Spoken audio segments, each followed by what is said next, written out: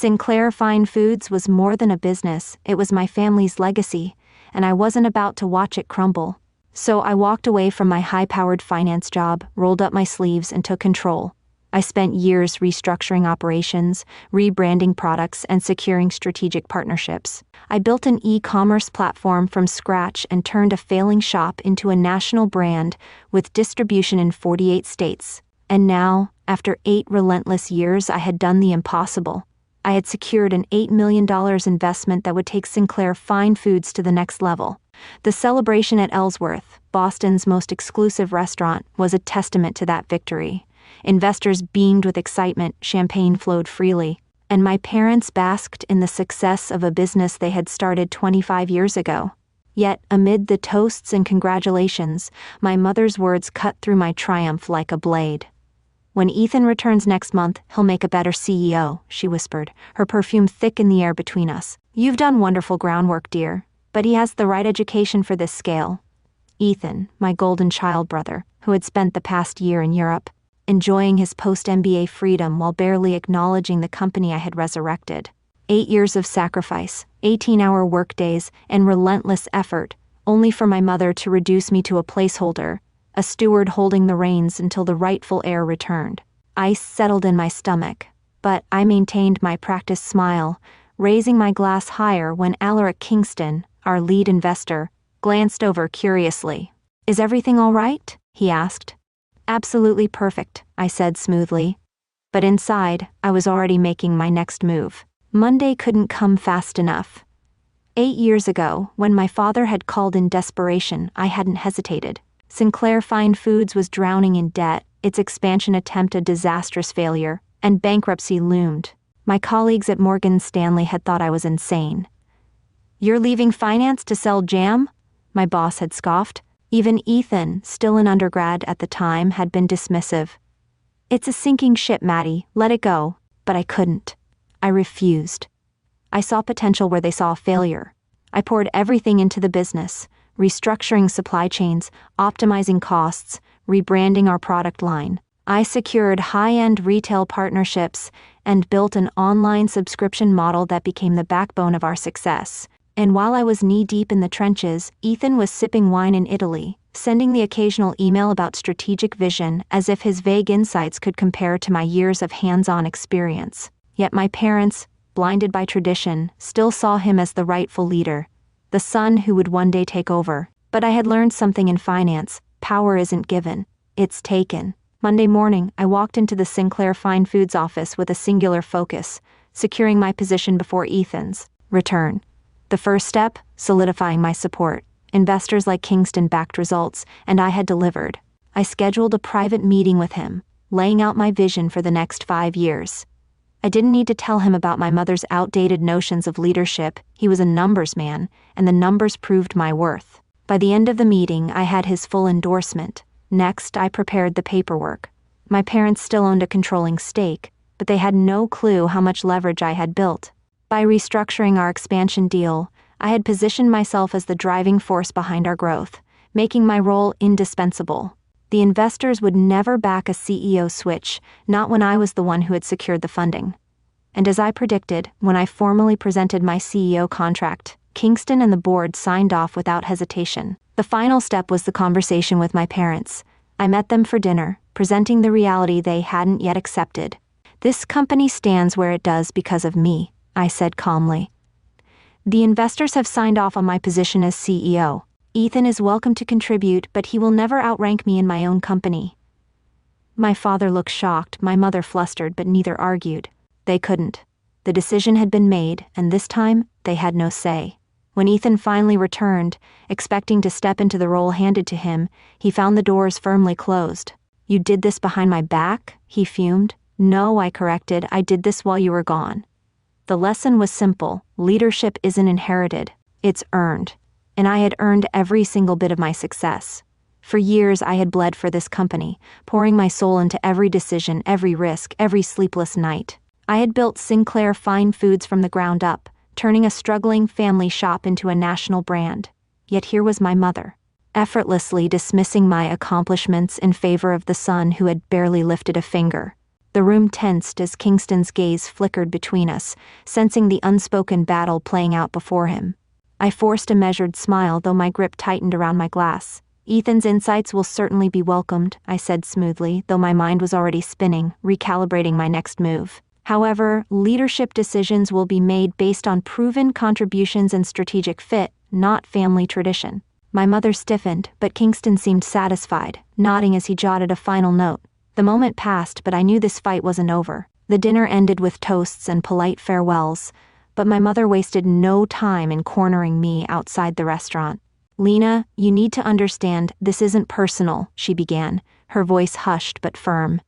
"Ethan is the future of Sinclair Fine Foods. You've done an incredible job, but this was never meant to be permanent."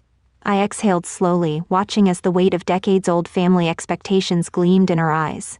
"And yet, here we are," I said, my voice steady. 8 years later, and I'm still the one keeping this company alive." She opened her mouth, but I cut her off before she could continue. "You and Dad may have built this business, but I saved it. Not Ethan. Me." Her expression faltered, but before she could argue, I turned and walked away. This wasn't a discussion, it was a decision. By Monday morning, I was in full control mode. I had spent years playing the dutiful daughter, waiting for them to acknowledge my leadership. That time was over. I met with my legal team first, finalizing a contract that would solidify my position as CEO with full executive authority. Ethan might be joining the company, but he would do so under my terms. Then I scheduled a private call with Kingston and the investors. "I want to be transparent about something," I said, my voice measured but firm.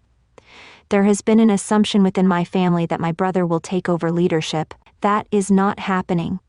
I am the CEO of Sinclair Fine Foods, and I have built this company into what it is today. If the board has any concerns about my leadership, let's address them now." The line was silent for a beat before Kingston spoke. "Lena, our investment is in you. The numbers don't lie. We wouldn't be here if we didn't believe you were the right person to lead this expansion." Relief surged through me, but I wasn't finished. "I want a clause in the contract stating that any leadership changes require unanimous investor approval," I continued. "This ensures stability and prevents any unexpected transitions." Kingston chuckled. "Smart move. I'll have legal draft it today." That afternoon, I called a company-wide meeting.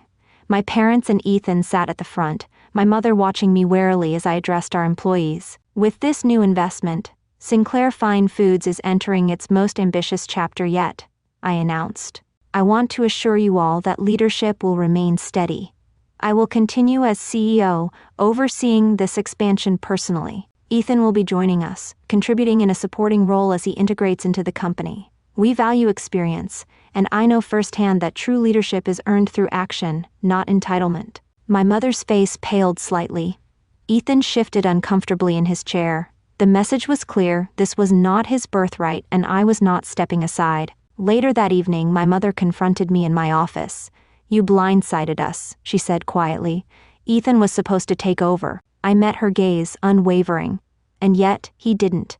Because he didn't earn it." A long silence stretched between us before she sighed, resignation settling into her features. "You were never supposed to be the one," she murmured, almost to herself. "But maybe we were wrong." I didn't need her validation, not anymore. "Yes," I agreed, "you were." A month later, as I signed the final contract securing my position, I glanced at Ethan across the conference table. He looked like a man who had just realized his kingdom had never belonged to him in the first place. I smiled. Leadership wasn't given. It was taken, and I had taken it. By Sunday morning, Sinclair Fine Foods headquarters buzzed with a quiet intensity. My core team, loyal colleagues who had built this company alongside me, gathered in the conference room, their expressions a mix of curiosity and resolve. Celia, sharp as ever, was the first to speak. "Lena, we're with you, but what exactly are we preparing for?" I took a steady breath, glancing around the room at the people who had stood by me through every challenge. "We're securing the future of this company," I said, my voice unwavering. "Tomorrow I meet with the investors, and I need to prove that Sinclair Fine Foods is mine to run. Without interference, without my family trying to hand it off to Ethan." A ripple of understanding passed through the room. Leo, who had been with me since the first expansion, leaned forward. "So, we're locking down every metric, every success story. Making it clear that this company thrives because of your leadership. I nodded. Exactly. And we're going to ensure that when Monday comes, Kingston and his team have no doubts about where their investment should go. We spent the next 8 hours refining the presentation.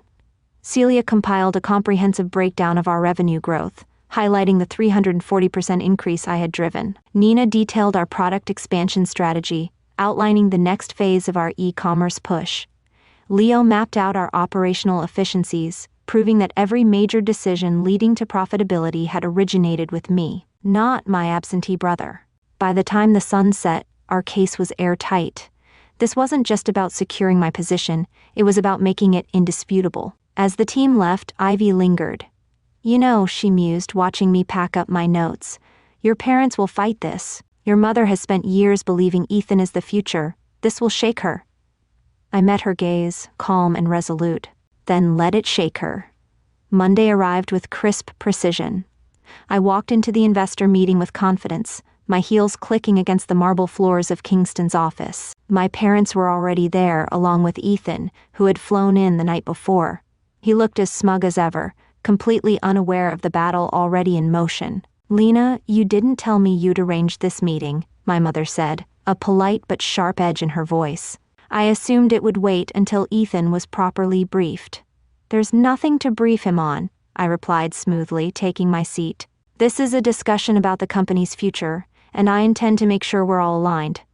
Kingston cleared his throat, glancing at the detailed packet my team had prepared. Lena presented us with a compelling case yesterday, he began, flipping through the reports.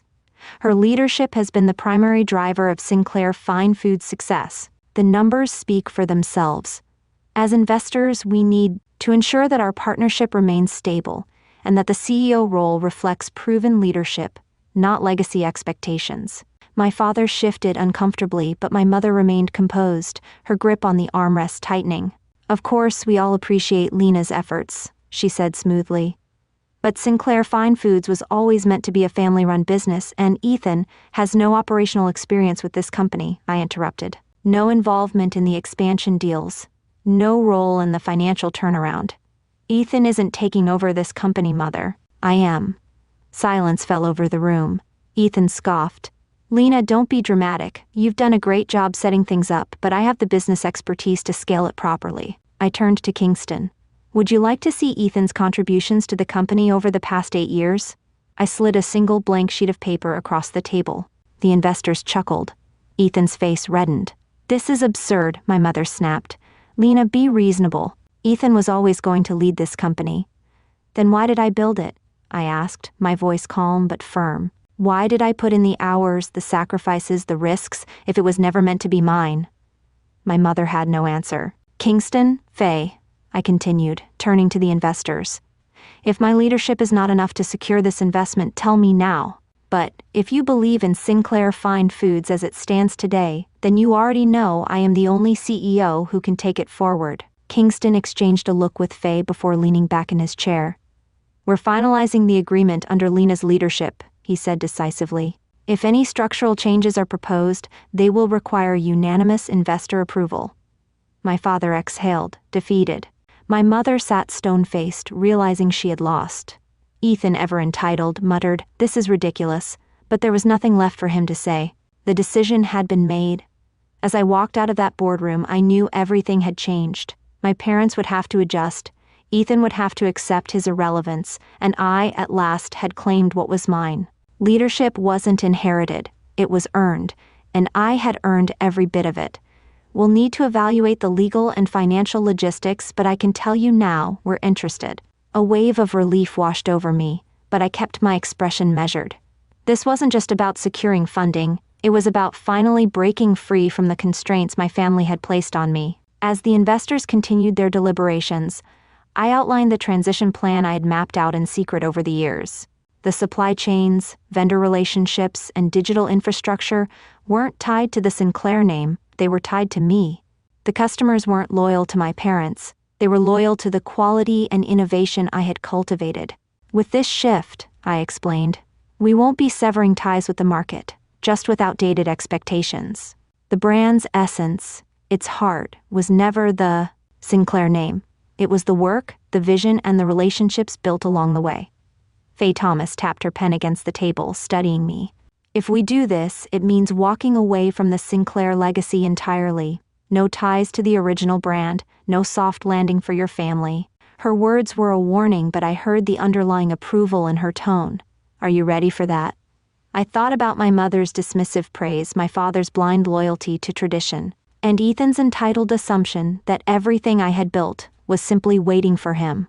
I thought about the sacrifices I had made, sleepless nights, personal investments, and years of relentless effort, only to be treated as a placeholder until my brother decided to step in. I was ready years ago, I said firmly. Kingston nodded. Then we're in. The words sealed my future. Sinclair Fine Foods would become a footnote in my story, not the defining chapter. I would take what I had built and make it my own, untethered from outdated loyalties. We'll move quickly, Kingston continued. We don't want your family catching wind of this before everything is in place. I had already anticipated that. The next step was making sure my exit was as strategic as my rise had been. I'll handle the transition, I assured them. By the time my family realizes what's happening, it'll already be done. The following morning, I met with my parents at our flagship store, the place where it had all started. They were eager to discuss Ethan's role, oblivious to the shifting ground beneath them. Lena, my mother said, all warmth and diplomacy, we know this is a big adjustment, but Ethan is ready to take on more responsibility. I set a thick folder on the table. I won't be here for that, I replied evenly. As of today, I'm stepping down from Sinclair Fine Foods. The words hung in the air like a thunderclap. My father's face paled, my mother's lips parted, but no words came. Ethan, smug as ever, leaned back in his chair. Finally coming to terms with reality, he said. I turned to him, my voice cool. Reality is that I don't need Sinclair Fine Foods. The investors have backed me in launching a new company, one that will take everything I've built and leave this legacy in the past. His smirk vanished. You can't just walk away, my mother exclaimed, desperation creeping into her tone. We built this together. I met her gaze, unwavering. No, I built this while you waited for Ethan to take credit. The weight of the truth landed with finality. I wasn't just leaving, I was taking the foundation of their business with me. The suppliers, the distribution deals, the relationships, I had cultivated them all. Without me, they weren't losing a CEO. They were losing the very engine that had kept Sinclair Fine Foods running. As I walked out of that meeting, the sun shining brighter than it had in years, I felt something I hadn't felt in a long time, freedom. This wasn't just about success, it was about claiming my own destiny, one they had tried to deny me. The Sinclair name might remain on the storefront, but the future? That belonged to me. The decision had been made long before I walked into that house, but giving them the chance to realize their mistake was the final courtesy I was willing to extend. As I stepped out of my parents' living room, leaving them in stunned silence, I felt lighter than I had in years. For the first time, I wasn't seeking their approval. I was making it clear that I didn't need it. The next morning, I arrived at the office earlier than usual. The building I had spent nearly a decade pouring my soul into felt different, not as a place of loyalty and legacy, but as an asset I had outgrown. My team was already there, waiting for me, their trust unwavering. We were ready. Ethan strolled in an hour later, his usual self-assured smirk in place, utterly oblivious to the tidal wave about to hit. "Morning, Maddie," he greeted, dropping his duffel bag onto a chair like this was his rightful kingdom. Mom and Dad filled me in. "I know you're used to running things solo, but don't worry, we'll find a way to divide responsibilities." I folded my arms, meeting his condescending gaze with a calm I knew would unnerve him. "Ethan, there's nothing to divide. I'm leaving." His smirk faltered. "What do you mean leaving?" Before I could answer, my parents walked in, looking weary, as though they'd aged overnight. My mother's eyes darted between us, searching for some way to maintain control. "Lena," she began, her voice softer than I'd ever heard it. "Let's talk about this." I shook my head. "We talked last night. This isn't up for discussion."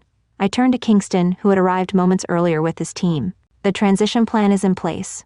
The investment will be reallocated to the new company, and my team is coming with me." Ethan paled, his confidence crumbling. "You can't do that. Sinclair Fine Foods is our company." I let out a small laugh, shaking my head. "My company, Ethan. You never put in the work. You never sacrificed anything. You were handed the title of heir without lifting a finger, while I built this from the ground up. But that ends today." My father stepped forward, desperation in his voice. "Lena, if you walk away, this company won't survive the expansion. We need you." I met his gaze evenly. "You had me, Dad, for 8 years. You just never appreciated it."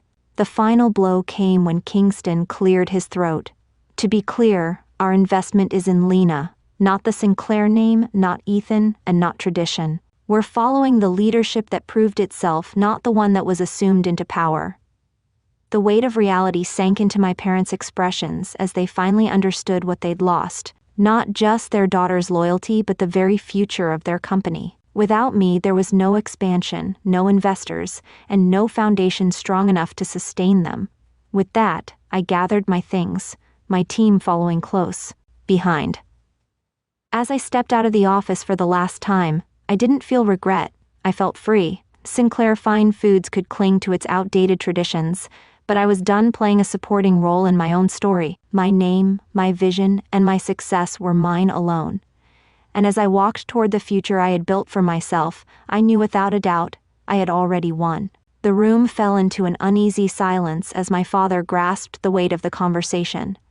My mother, still unwilling to accept the reality unfolding before her, forced a tight smile. "Of course, we appreciate everything Lena has done," she said, her voice dripping with forced graciousness. "But with Ethan's return, we see a path where both our children can work together." "No," I interrupted, my voice steady and firm. "You see a path where I continue to do all the work while Ethan takes the credit. That ends today." Ethan scoffed, shifting in his chair as though the conversation bored him. "Lena, let's be reasonable. You're great with operations, but leadership at this level, scaling nationally, that's what I was trained for." I held his gaze unshaken. "And yet you weren't here when the company was on the brink of collapse. You didn't put in the 80-hour weeks, handle the restructuring, or secure the partnerships that brought us to this point. You didn't negotiate this investment, you barely even knew about it." Kingston cleared his throat, turning to my parents. "Our position is clear. Meridian Capital's investment was made under the assumption that Lena remains CEO. Any deviation from that, and we withdraw." My mother paled. My father leaned forward, his voice carefully measured. "That would be a mistake, Mr. Kingston. This is a family business." Kingston didn't waver. "A family business that exists because of Lena. If she leaves, so does our capital." Ethan finally looked worried. "Wait a second, Lena wouldn't just leave," he scoffed, looking at me for some kind of reassurance. "Right?" I took a slow breath, then reached into my bag, pulling out a folder of my own. "You're right, Ethan. I wouldn't just leave." I slid the documents across the table. "That's why I've already formed a new company, one that I will be taking the investment with." My parents' faces turned blank with shock. Ethan's mouth fell open. "You what? You assumed I had no choice but to stay, but I do," I said calmly. "I've built the foundation of this company, but I don't need its name to succeed. The investors are coming with me. My team is coming with me. And the suppliers, the contracts, and the subscription service? Those are tied to my name, my relationships, my strategies." My mother shook her head in disbelief. "Lena, you can't." "I can and I am," I said, standing. "You had years to recognize my worth. You chose not to. Now you can keep your family business, but without me." Kingston and his team stood as well, their decision final. "We'll begin the transition immediately," he said. "I trust the legal team can handle the necessary filings." The Meridian Capital lawyers nodded, already sliding documents across the table. My father looked as though he had aged a decade in the span of 5 minutes. My mother sat frozen, staring at the contracts that severed their control over the empire I had built. Ethan, however, exploded. "Are you kidding me?" he barked. "You're just walking away and taking everything with you? You're ruining this company." I gave him a long, measured look. "No, Ethan, I am this company, and now I'm taking my success somewhere it will be valued." The silence that followed was deafening. I gathered my things, meeting the eyes of my employees who had gathered outside the glass walls of the conference room. Their faces were unreadable at first, but then Celia gave me the smallest nod, followed by Leo and Nina. One by one, the people who had built this business with me began to rise. Ethan slumped in his chair, watching as his assumed kingdom slipped through his fingers. My parents sat in stunned silence, finally realizing that they had backed the wrong horse. I turned to Kingston. Shall we? With that, I walked out of Sinclair Fine Foods, never once looking back. As the final signatures were inked onto the agreement, an undeniable shift settled over the room. The battle for control of Sinclair Fine Foods had been waged, and I had emerged victorious, not just as the rightful CEO, but as the undeniable force behind the company's success. My father slumped in his chair, the weight of reality pressing down on him. My mother, stiff with resentment, refused to meet my gaze, and Ethan. He looked hollow, as though the future he'd so confidently claimed had slipped through his fingers before he could grasp it. He had walked in expecting to inherit an empire. Now he was left with nothing but a meaningless title, and the realization that he had never truly been part of this business. Kingston and his team stood, offering firm handshakes and murmurs of congratulations, but their approval wasn't what fueled me. It was the sight of Celia, Leo, Nina, and the employees who had stood beside me, their loyalty unwavering. They had come to work today prepared to walk out if I left, ready to bet their futures on me, not the Sinclair name. That meant more than any contract or investment deal ever could. As we exited the conference room, Ethan trailed behind, still in disbelief. "Lena," he said, his voice raw with desperation. "I didn't know. I thought." I turned to face him, my expression unreadable. "You thought what, Ethan? That you could just show up and take what I built? That my work, my sacrifices would be nothing the moment you decided you were ready?" His mouth opened, but no words came. "You never even asked me what it took to get here," I continued, my voice steady. "You never once wondered what I had to endure to keep this company alive. You only saw the success and assumed it was yours to claim." Ethan had no response because there was nothing he could say. I turned and walked away, past my parents, past the people who had spent years underestimating me. I had spent my whole life seeking their approval, waiting for them to acknowledge my worth. Now I realized I didn't need it. Their recognition meant nothing. I had built something extraordinary, and I had done it on my own. The office buzzed with quiet excitement as I returned to my desk. Employees whispered to one another, stealing glances my way, their relief and respect evident. They knew, just as I did, that Sinclair Fine Foods had changed forever. This was no longer a family business dictated by outdated traditions. It was my business, run on my terms. Later that evening, as I sat in my office, the glow of city lights stretching beyond the windows, I let myself savor the victory. Not out of spite, but out of something far more powerful, freedom. For the first time in years, I wasn't fighting to be seen. I had taken control of my future, and nothing, not tradition, not family expectations, not a last-minute power grab, could take it away from me. I picked up my pen, reviewing the finalized contracts one last time. I had won. But more importantly, I had earned it. 6 months have passed, and Sinclair Fine Foods has never been stronger. Our national expansion is ahead of schedule. Our new product lines are outperforming projections by 40%, and from the outside, we appear to be a heartwarming testament to family entrepreneurship. But the reality is far more complex. Ethan now holds the title of Vice President of Business Development, though his role is carefully structured beneath mine, with no decision-making power beyond what I allow. My parents have gracefully transitioned into figureheads, appearing at select events as brand ambassadors while remaining entirely removed from day-to-day operations. We function as a family in public, but behind closed doors, our interactions are purely transactional. The betrayal of that pivotal moment, the assumption that my work, my sacrifices, and my vision could be dismissed in favor of a name and birth order, left a scar too deep to fully mend. I attend family dinners on holidays, sitting through conversations that now feel hollow, but I no longer crave their validation. Some wounds don't heal, they simply become part of you. Yet, from that pain, I gained something far greater than approval. I gained clarity. My worth was never theirs to bestow. My true family is the team that stood beside me that Monday morning, the ones who chose loyalty and integrity over empty tradition. I may carry the Sinclair name on my business cards, but my legacy, my empire, is mine alone.